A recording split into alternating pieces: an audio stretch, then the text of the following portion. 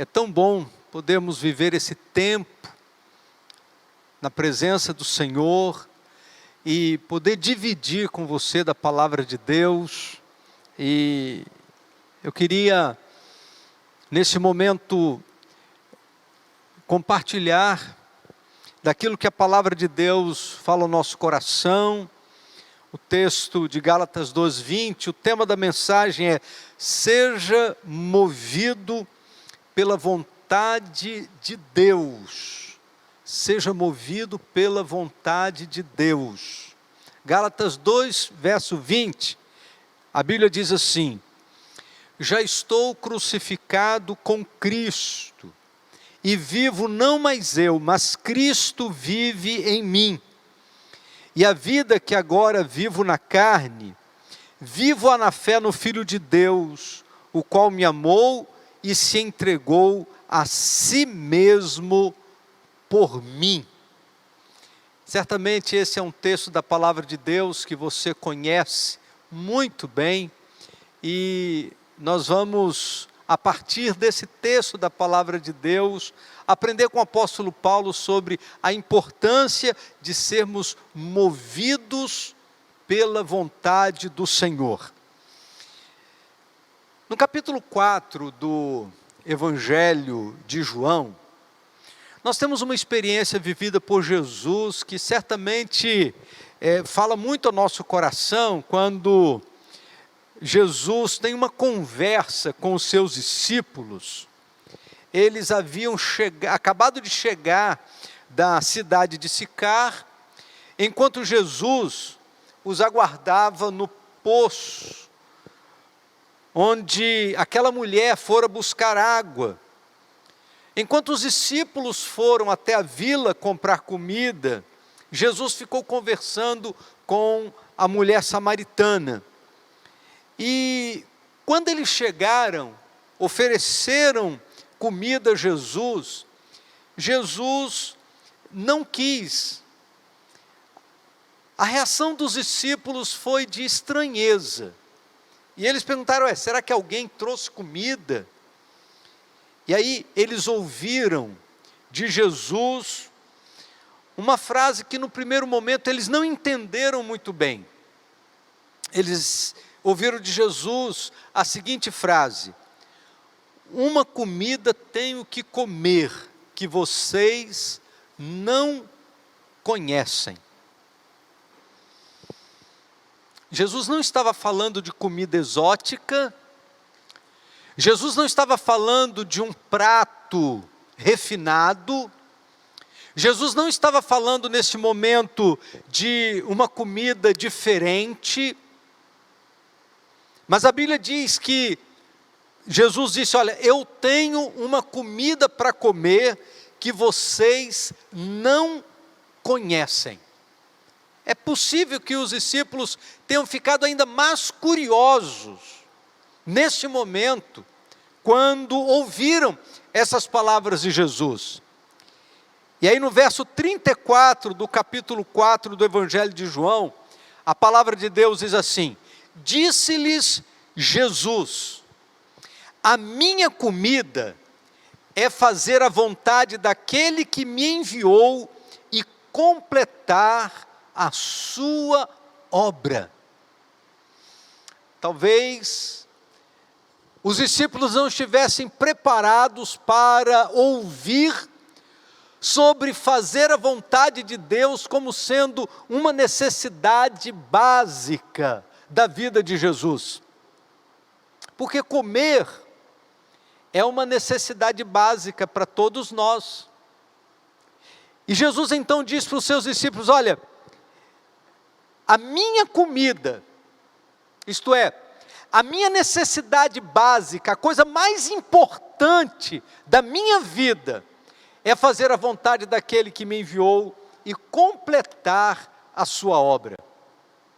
Em outras palavras, para Jesus, fazer a vontade de Deus era muito mais importante que satisfazer as suas necessidades físicas. Fazer a vontade de Deus era mais significativo, era prioritário Ao ponto de Jesus dizer: não, eu não quero comer a comida que vocês trouxeram de Sicar. Eu estou aqui comprometido em comer uma outra comida que vocês não conhecem. Talvez a gente se pergunte: ué, os discípulos não conheciam o que é fazer a vontade de Deus? Os discípulos não tinham conhecimento do que isso significa? De fato, queridos, na dimensão daquilo que Jesus estava falando, os discípulos não conheciam. Eles ouviam falar da vontade de Deus, mas eles não conheciam viver a vontade de Deus na mesma dimensão que Jesus. Lá no capítulo 8 desse mesmo Evangelho de João, no verso de número 29, Jesus chega a dizer assim: e aquele que me enviou está comigo, não me tem deixado só, porque faço sempre o que é do seu agrado. Então, viver segundo a vontade de Deus não era um cosmético na vida de Jesus. Viver segundo a vontade de Deus não era alguma coisa que Jesus fazia em determinados momentos.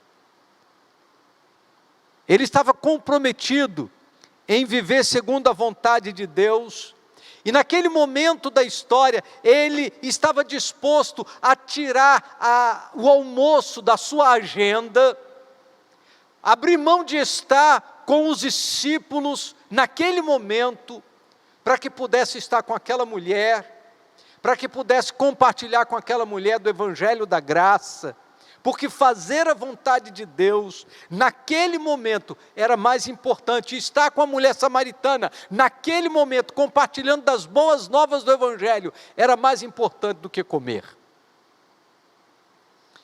Esta dimensão, queridos, de viver segundo a vontade de Deus, que nós queremos compartilhar nesta noite. Sempre que falamos do poder da visão, nossa primeira tendência é enfatizar que as pessoas fizeram a partir de uma visão clara do que Deus os chamara para realizar. E aí nós lembramos dos feitos maravilhosos na vida de Abraão, de Moisés, de Davi, de Sansão e de tantos outros líderes do passado que receberam de Deus um chamado, receberam de Deus uma visão, receberam de Deus uma incumbência e literalmente revolucionaram o seu tempo. O que uma visão pode fazer com uma pessoa? E talvez antes de descobrir o que uma visão pode produzir na vida de um grupo, nós precisamos avaliar o que uma visão é capaz de fomentar dentro do coração de uma pessoa, capaz de deixá-la envolvê-la, capaz de deixá-la envolver-se plenamente com a vontade de Deus. E o apóstolo Paulo aqui nesse texto nos oferece, e através da sua história, da sua vida, nos oferece alguns indícios do que acontece com alguém que resolve viver a partir de uma visão da vontade de Deus em sua vida e se compromete nisso integralmente. E é sobre isso que eu quero compartilhar com você nesta noite. Eu dividi a reflexão em alguns momentos, para que a gente possa entender o que significa ser movido pela vontade de Deus na nossa trajetória de vida. Então, em primeiro lugar, quem é movido pela vontade de Deus, oferece a Cristo o primeiro lugar em sua vida. Eu vou repetir. Quem é movido pela vontade de Deus, oferece a Cristo o primeiro lugar em sua vida. Há uma canção que o Grupo Alfa sempre cantou aqui na nossa igreja, que no seu refrão diz assim: se ele não for o primeiro em seu coração, então já não é mais nada, não passa de uma ilusão. Mas se ele for o primeiro, o teu companheiro, razão do teu existir, aí pronto, aí as coisas vão acontecer. Na verdade, se Jesus não for o primeiro, não lhe interessa ser o segundo, o terceiro, o quarto. Jesus não tem interesse em ocupar um lugar secundário na minha ou na sua vida. Porque, na verdade, nós não ocupamos um lugar secundário na vida de Jesus. Quando Ele se entregou na cruz para a remissão dos nossos pecados, Ele estava colocando a nossa vida na frente da sua vida. Ele estava colocando-nos no lugar de destaque, de importância, ao ponto de morrer por nós. Eu fico impressionado com isso, porque Jesus abriu mão daquilo que é natural, que é a luta pela sobrevivência. E a Bíblia diz que Ele abriu mão como ovelha muda perante os seus tosqueadores, não abriu a sua boca, porque decidiu nos salvar, entregando a sua vida. Por isso, nada senão o primeiro lugar interessa a Jesus. Quando Paulo escreveu esta carta aos Gálatas, seu objetivo era mostrar a eles que sua mensagem não era alguma coisa fingida, que ele adotara por conta de um desejo de notoriedade, não é nada disso. Na verdade, sua vida estava plenamente consagrada, inteiramente dedicada ao Senhor. Paulo estava totalmente convencido da verdade do Evangelho e estava pronto a comprometer sua vida por aquilo que cria. Quando nós lemos a sua história e algumas expressões de suas cartas, a intensidade do seu compromisso fica muito clara. Eu separei aqui alguns versículos bíblicos para poder compartilhar com você a respeito disso. Por exemplo, em Atos 20, verso 24, Paulo diz assim: mas em nada tenho a minha vida como preciosa para mim, contanto que complete a minha carreira e o ministério que recebi do Senhor Jesus, para dar testemunho do Evangelho da graça de Deus. Isso é colocar Jesus em primeiro lugar.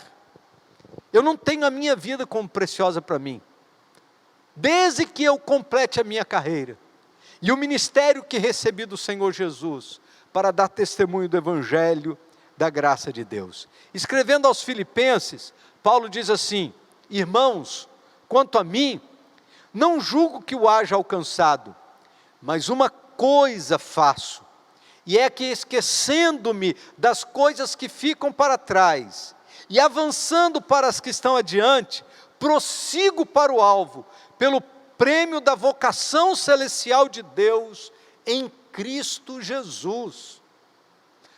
Todo o resto ficou em segundo plano.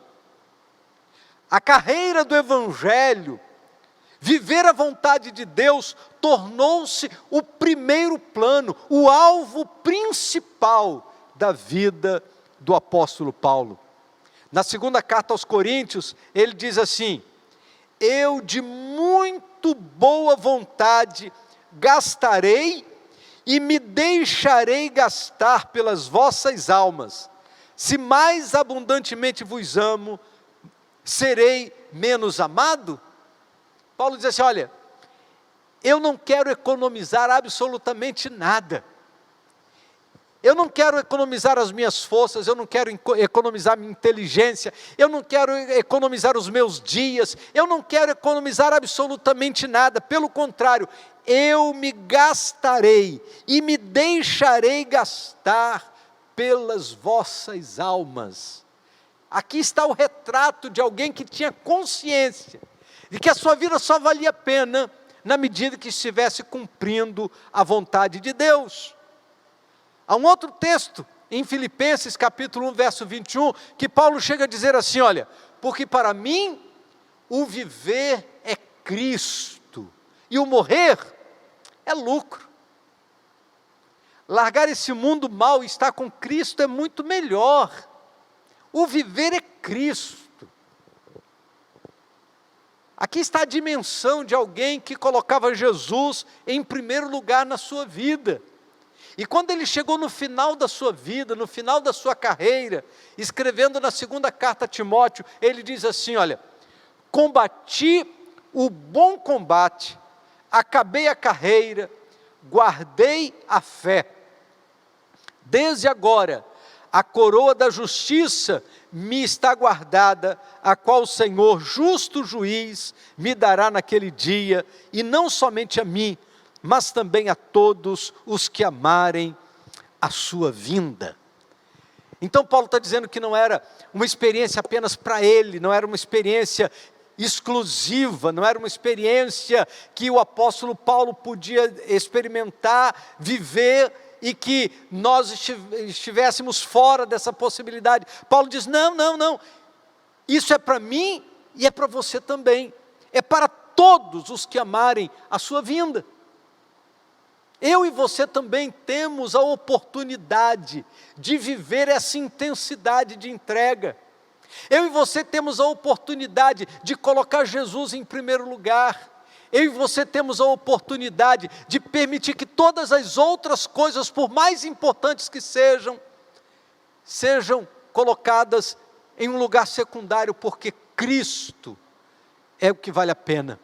Ele é tudo que nós temos e é tudo o que nós precisamos. Em segundo lugar, quem é movido pela vontade de Deus, enfrenta a desconfiança das pessoas. Infelizmente. Infelizmente é assim mesmo que acontece. Fazer a vontade de Deus nem sempre significa receber a aprovação humana. Não pense que fazer a vontade de Deus signifique ser bem aceito, ser bem recebido. Pelo contrário, quando estamos mobilizados em fazer a vontade de Deus, pessoas vão desconfiar de nós, pessoas vão ficar com o pé atrás. As pessoas querem ficar acomodadas, sentadas em sua zona de conforto. Poucas pessoas sofrerão tantas oposições no desenvolvimento de sua vida, como aquelas que decidem fazer a vontade de Deus. E o apóstolo Paulo não só sabe disso, mas ele experimentou isso na carne. No capítulo 5 de Gálatas, nos versos de 10 a 13, Paulo retrata um pouco de sua inquietação com a insistência com que alguns permaneciam na defensiva com relação ao seu ministério. Então, ele vai escrever algumas coisas muito interessantes aqui na carta aos Gálatas. Ele diz assim, olha, a partir do verso 10, estou convencido no Senhor, de que vocês não pensarão de nenhum outro modo. Aquele que os perturba, seja quem for, sofrerá condenação. Irmãos, se ainda estou pregando a circuncisão, por que continuo sendo perseguido? Nesse caso, o escândalo da cruz foi removido. Quanto a esses que os perturbam, quem dera que se castrassem. Irmãos, vocês foram chamados para a liberdade, mas não usem a liberdade para dar ocasião à vontade da carne. Ao contrário, sirvam uns aos outros, mediante o amor. Paulo tinha consciência que a escolha que ele havia feito estava gerando na sua vida inúmeras questões e algumas perseguições, inclusive de alguns segmentos de dentro da igreja. Agora, é na segunda carta aos Coríntios, no capítulo 11, dos versos 23 a 33, que Paulo faz questão de relatar uma série interminável de problemas que ele tinha enfrentado por causa do Evangelho. O texto é longo, mas eu vou fazer questão de lê-lo. Paulo diz assim: são eles servos de Cristo? Estou fora de mim para falar desta forma.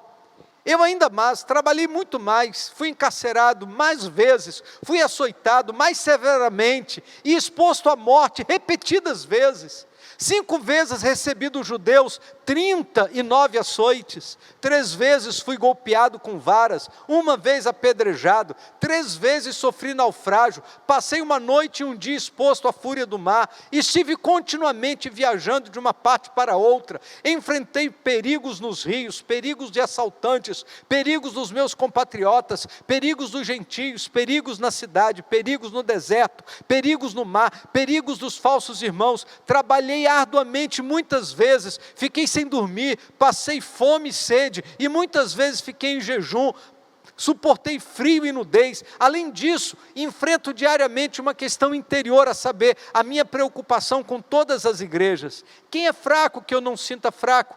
Quem não se escandaliza que eu não me queime por dentro?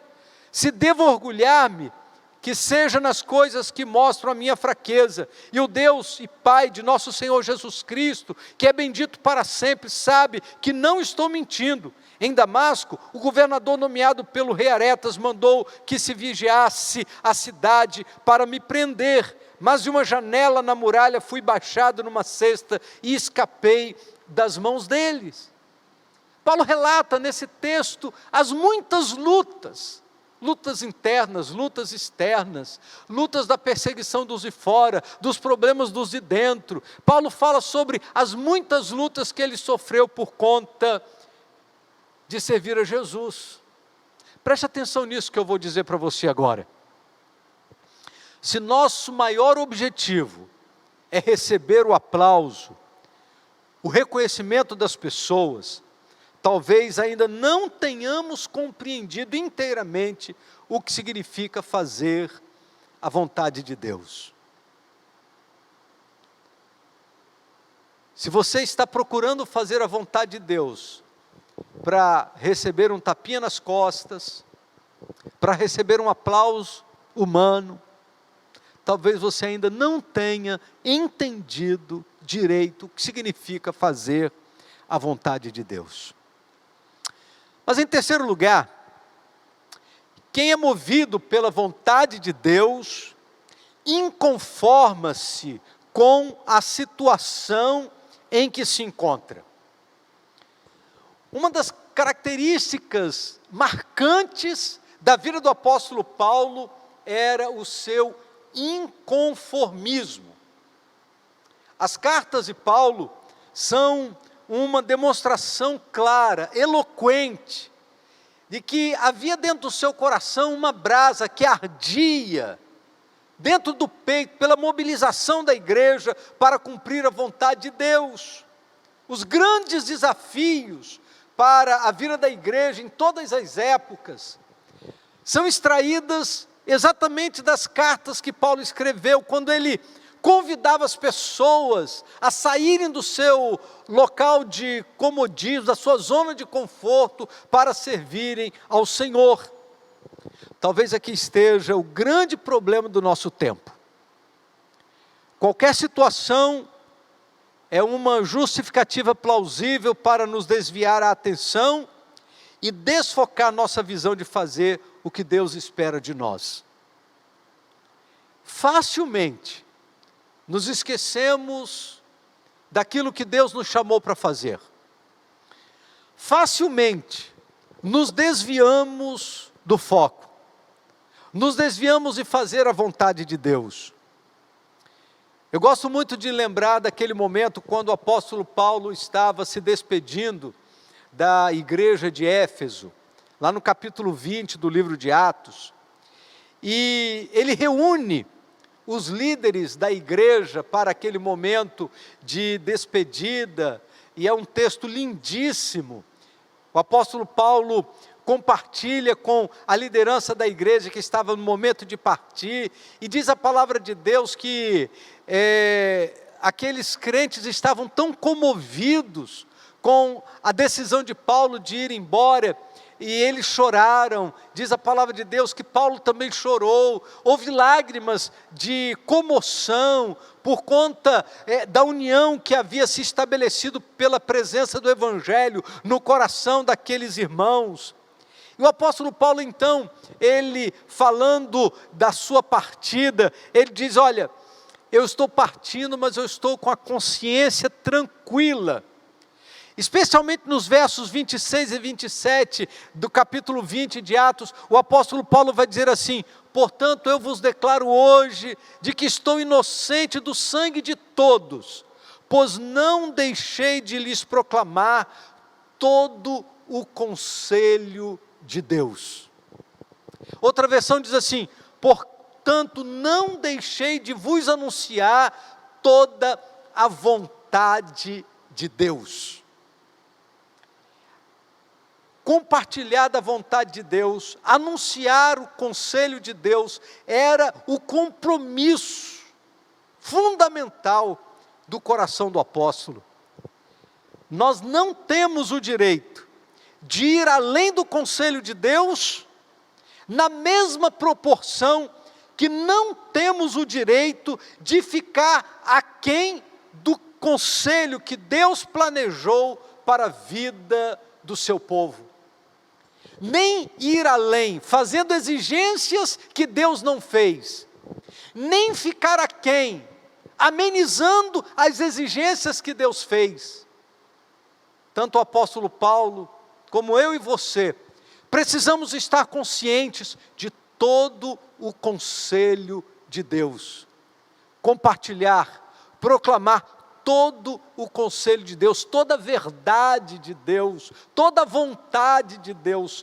Só isso é que vai nos fazer mover para cumprir os propósitos do Senhor na nossa vida, em nosso tempo. Por último, quem é movido pela vontade de Deus, faz da vontade de Deus a sua razão de viver. E aí eu quero voltar para Gálatas 2:20, quando Paulo diz assim, vivo não mais eu, já estou crucificado com Cristo e vivo não mais eu. Esse é um marco da vida do apóstolo Paulo. Vivo não mais eu, mas Cristo vive em mim. E a vida que agora vivo na carne, vivo-a na fé no Filho de Deus, o qual me amou e a si mesmo se entregou por mim. Isto é, enquanto ainda existo neste mundo, enquanto ainda resido neste tabernáculo, enquanto ainda estou andando por esses caminhos, o foco da minha vida tem sido viver na fé em Jesus Cristo. Por isso Paulo diz, vivo não mais eu, mas Cristo vive em mim. Talvez esta expressão, não mais eu, mas Cristo, isso talvez nos faça lembrar da expressão lá de João Batista, não é? Que ele cresça e eu diminua. Não mais eu, mas Cristo. Mas para que Cristo possa ocupar esse lugar de proeminência, para que Cristo possa ocupar esse lugar primeiro, principal na nossa vida, nós precisamos diminuir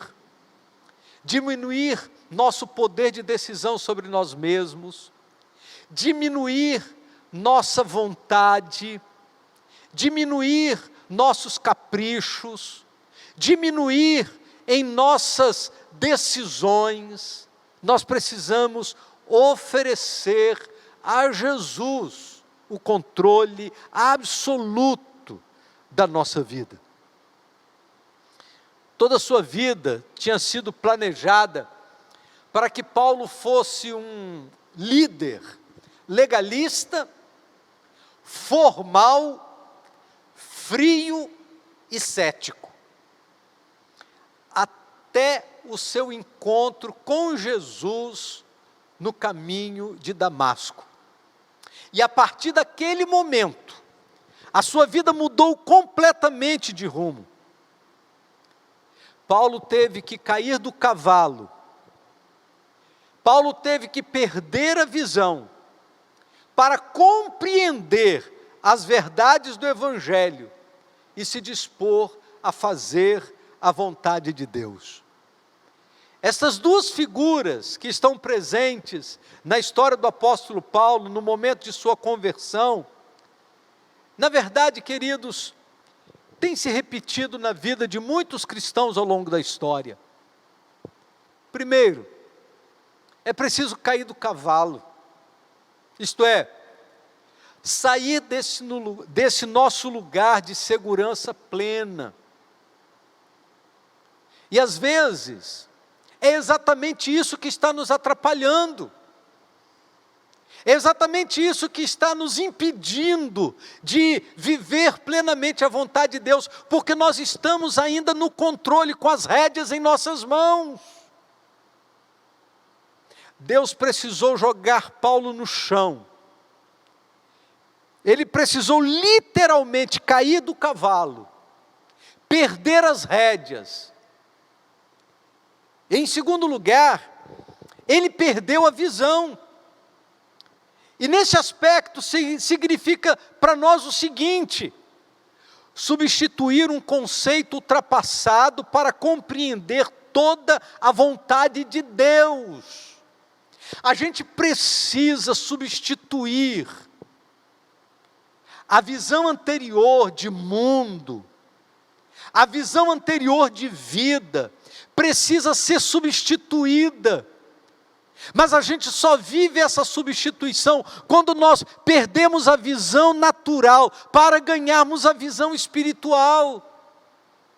Paulo ficou cego, literalmente, até que ele chega na casa de Ananias, e depois daquele momento de oração, diz a Bíblia que caíram de seus olhos umas escamas, e ele voltou a ver. Sabe, queridos, tem muita gente com escamas nos olhos. Tem muita gente precisando viver essa experiência de cair essas escamas que estão impedindo de você compreender plenamente a vontade de Deus para a sua vida. Para que você possa dizer como o apóstolo Paulo: já estou crucificado com Cristo e vivo não mais eu, mas Cristo vive em mim. O que Deus vai fazer a partir daí, e eu tenho certeza que Ele vai fazer o que for preciso fazer, para que a gente possa viver plenamente dentro da sua vontade. Mas eu queria, nesse momento final da mensagem desta noite, eu queria fazer algumas perguntas que talvez sejam importantes para você responder para você mesmo. A primeira pergunta é: o que move você? O que faz com que você saia do lugar em que você está? O que mexe com as suas estruturas? Segundo, qual é a sua motivação? O que arde dentro do seu coração? Mas terceiro, o que te impede de caminhar? O que está travando a sua vida? O que está impedindo de você fazer o que Deus quer que você faça? Quarto, por que você está desmotivado? O que está faltando? O que está faltando para que alguma coisa possa de fato surgir na sua vida, na sua história? E sabe quando Deus quer fazer esta mudança acontecer na sua vida? Hoje. Porque hoje é o tempo de Deus na sua vida. Por isso, o apóstolo Paulo, e essa palavra do apóstolo Paulo é tão importante para nós. Paulo disse: já estou crucificado com Cristo. Isto é, A cruz de Cristo já é a referência da minha vida. E vivo não mais eu, mas Cristo vive em mim. Eu queria fazer uma outra pergunta nesse final de mensagem. Cristo vive em você? Essa tem sido a sua experiência? Ele tem o controle da sua vida? Ou ele está num cantinho, sem influenciar em absolutamente nada, porque você não tem deixado? Hoje é o dia de oferecer a Jesus o lugar principal. Hoje é o dia de dizer: Senhor, toma as rédeas em tuas mãos. Eu não quero ter mais o controle. Controla a minha vida. Dirija a minha vida. Conduza a minha vida. E eu quero terminar a mensagem lembrando de uma história que eu aprendi na minha adolescência. Conta-se que 2 homens eram vendedores e eles faziam uma rota muito parecida por muitos caminhos do interior. E um já bem idoso precisou ser substituído por um vendedor mais jovem que não conhecia aquelas rotas, não conhecia aqueles caminhos estreitos e confusos. E ele pediu então carona ao outro vendedor que ia pelos mesmos caminhos. E o outro vendedor disse assim: faz o seguinte, eu já estou idoso, dirige você. E ele pegou o volante e começou a dirigir, e andaram alguns quilômetros e chegaram numa encruzilhada, e o motorista perguntou para o carona: e agora, para onde eu vou? Para a direita ou para a esquerda? E ele disse: pega a esquerda. E eles andaram mais alguns quilômetros, e de novo mais um outro cruzamento, e de novo ele perguntou: e agora? Eu vou para a direita ou para a esquerda? Pega a esquerda de novo.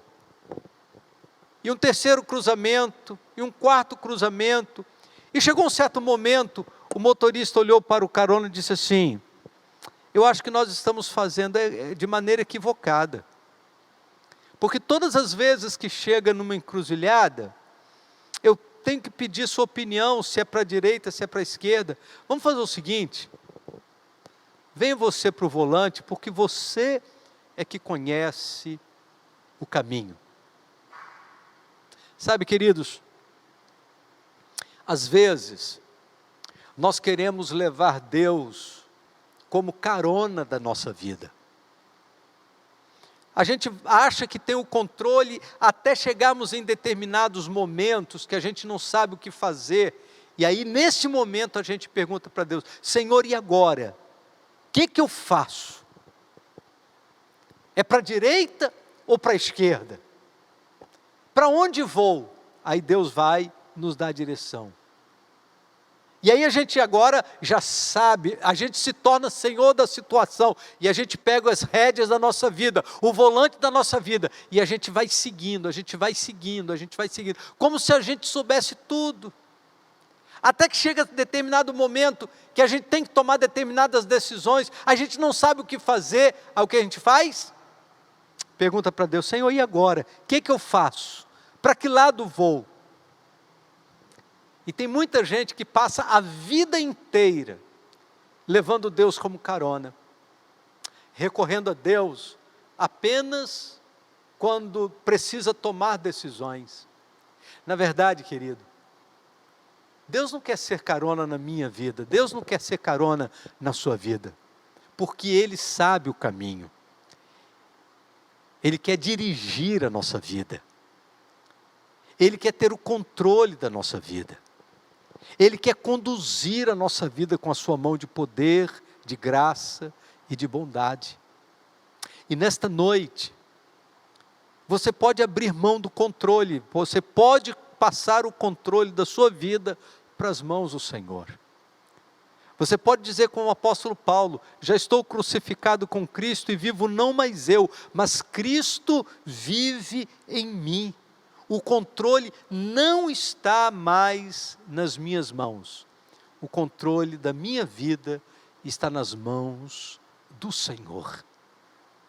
Eu quero orar neste momento e quero convidar você a orar comigo. E nesse momento de oração, eu quero convidar você eu quero te convidar a convidar Deus para assumir o controle da sua vida. Você pode orar comigo? Então feche seus olhos, de onde você estiver.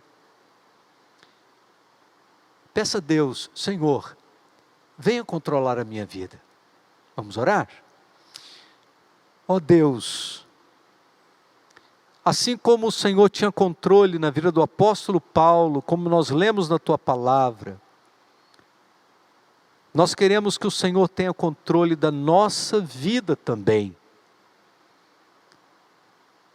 Nesta noite, venha com o teu poder, com a tua graça e com a tua bondade, controlar a nossa vida por inteiro. Nós não queremos tomar as decisões simplesmente consultando o Senhor como um carona. Nós queremos ser dirigidos pelo Senhor na tomada de decisões. Nós queremos ser conduzidos pela tua sabedoria, porque o Senhor conhece o caminho muito melhor do que nós. Por isso, nesta noite, venha assumir o controle da nossa vida. Em nome de Jesus. Amém. Se você orou pedindo a Deus para assumir o controle da sua vida, eu queria que você nos desse um retorno dessa sua decisão. Vai aparecer aqui um QR Code, você pode pegar o seu celular e você aproxima o celular aqui desse QR Code e você vai ser conduzido a uma página que vai pedir para você colocar o seu nome e telefone e você escolher uma opção de decisão. Eu aceitei a Jesus como meu Salvador, eu estou me reconciliando com Deus, eu quero dar o controle da minha vida para o Senhor. Você vai só preencher essa ficha e encaminhar para nós, porque nós queremos orar a Deus pela sua vida. Além disso, aqui na barra do vídeo está aparecendo o número do WhatsApp da nossa igreja. Se você tem dificuldade em acessar o QR Code, então mande para o número do nosso WhatsApp, 26063323, a seguinte frase: eu quero que Jesus controle a minha vida. Nós vamos orar por você.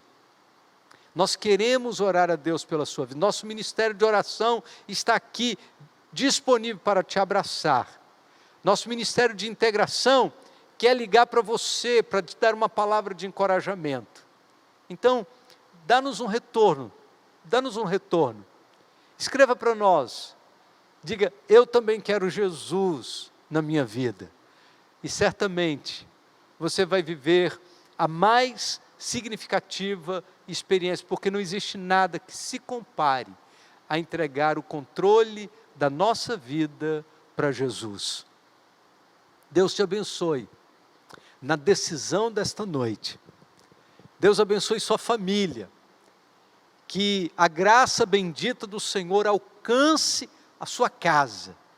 E que esta noite seja uma noite de muita alegria pela presença de Jesus no seu coração. Louvamos muito a Deus por você ter acompanhado esse momento de culto junto conosco. Desejo do nosso coração é que no decorrer desta semana você possa experimentar ainda mais da presença do Senhor na sua vida. E no domingo, às 10 horas da manhã, e às 7 horas da noite, estaremos juntos, adorando ao Senhor, cultuando o nome do Senhor. Se você ainda não se inscreveu no canal da Primeira Igreja Batista em Brasilândia, inscreva-se em nosso canal. Nós temos lá muitas mensagens, muito conteúdo para abençoar a sua vida e a vida da sua família. Temos conteúdo para a família, temos conteúdo para as crianças, temos conteúdo para a juventude, os cultos online. Nós temos muito material, muito conteúdo para abençoar a sua vida e a vida da sua família em nosso canal. Primeira Igreja Batista em Brasilândia. Entre no YouTube, inscreva-se em nosso canal e depois de se inscrever, dê um like aí nesse culto para dizer que você gostou dessa programação. Certamente esse tem sido um tempo abençoador na vida de todos nós. Compartilhe desse vídeo com a sua família e clique lá no sininho para que você possa receber as notificações sempre que tiver um novo vídeo em nosso canal. Foi um prazer enorme dividir esse momento de culto com você. Que Deus te abençoe, que Deus abençoe a sua família. Louvamos a Deus pela vida de todos os irmãos que estiveram aqui conosco, trabalhando, para que a gente pudesse começar nesse novo cenário. Mateus, Daniel, e uma série de outras pessoas que estiveram aqui trabalhando. Nesta noite, nós temos aqui servindo ao Senhor o Davi, a Renata, a Vitória, e nós agradecemos a Deus pela vida de todos vocês que estão aqui dedicando a vida e servindo ao Senhor. Que Deus te abençoe, tenham uma boa noite debaixo da graça e da bondade do nosso Deus.